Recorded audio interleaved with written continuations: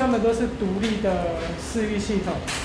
等于说是每一间都是一个小小的负压房。强调透过这正负压动物房，有能监控动物病原微生物的亲近饲养区。为了实践动物实验相关研究，在新药、疫苗、健康食品等开发，在临床前动物实验得到完善完美的数据。屏科大成立多功能正负压动物房，今天正式揭牌启用。我们可以从1901年开始的诺贝尔奖到现在，其实有超过70位以上的这个医学生理的得主都做的是跟动物实验有关系的研究，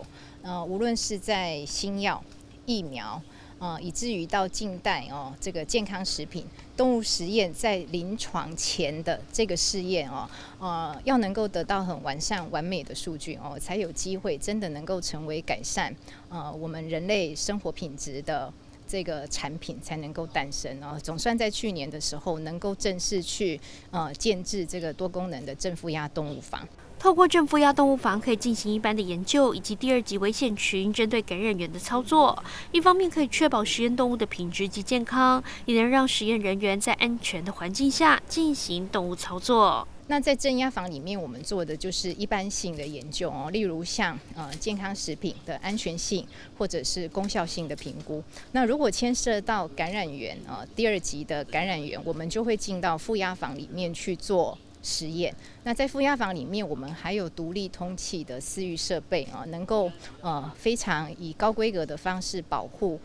做实验的人，还有这个进行的动物实验的动物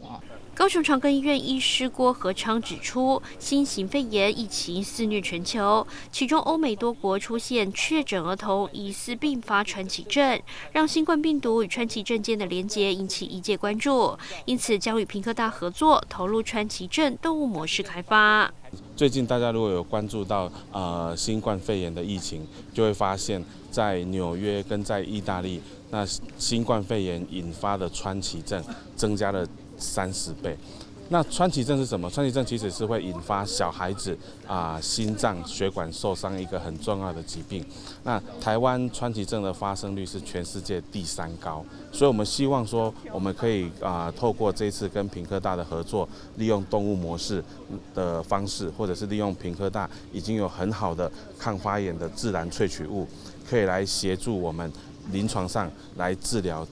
这些病人。这次透过高雄长庚川崎症中心与屏科大动物坊合作，要将开发动物模式投入抗发炎的自然萃取物研究，希望能让川崎症的后遗症并发症发生率再降低。而未来也将陆续与南部地区医学中心合作，提升师生研究能量，以及新药、高阶医材开发等更多潜能。屏东新闻不一听张志豪采访报道。